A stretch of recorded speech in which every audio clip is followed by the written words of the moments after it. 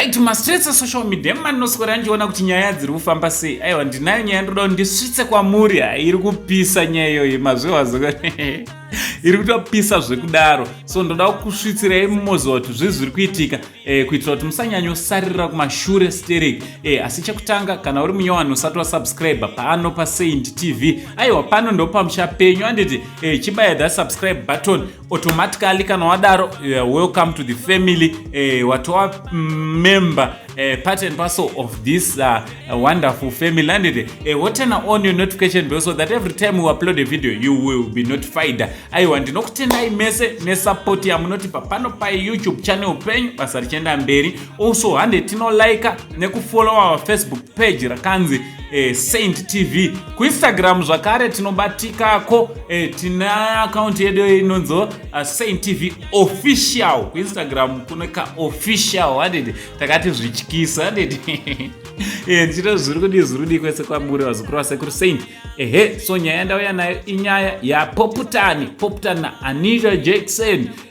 Sekuzwa kwenyu kuti Anita Jackson na Poptain for almost 1 year 12 months vazukuru mastreets zvakanga zvichizikana kuti vaviri ava vakanga vachidanana handiti vakanga vachidanana vachitonzi ipower couple handiti but zvavakurwadza panapa kaPoptain akazoita iwo imwe interview akabataura akati zoni zviko zvakadaro zvakamboitika kunyepa Poptain popo sadaro muzukuru wangu Poptain usadaro Poptain because Poptain akazopa chikonzero choti kwanzi takanga tongoitawo zvinhu kuti titrend handiti munongozva kuti pakanzi macelebrities ari kudanana zvineka zvimwe zvazvinoita ku social media. So Poptain vakanga vachiitira fame na Anita Jackson but painterview yakaitwa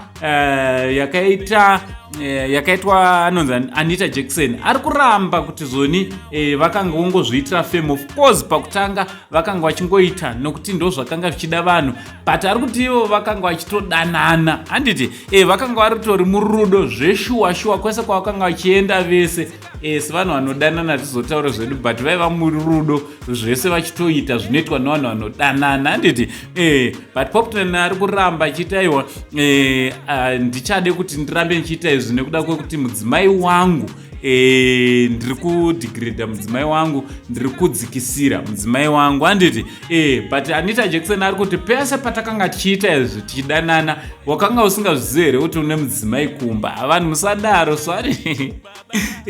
So hamene kuti munozviona sevazukuru nezvenyaya yaPoptain na Anita Jackson iri kupisa zvamanje manje. Also I would love to announce kuti very soon we will be having my podcast vazukuru. So ipo panapa vanhu vakaita sana Poptain na Anita Jackson tine tichivadana umogarapo toti right ngatitaure nyaya yacho nanditi so very soon tine ma-podcast tine ma-exclusive interviews nema-artists nema-celebrities ma-socialize enyu nevanhu vese vanenge vachingotrenda panguva iyoyo kuitira kuti munge muri munoziva chokwadi chizere zvine zvichiitika kuupenyu hwavo. From Mango Sign, the only Zimbabwean uncle paritono ndichiti march murudo.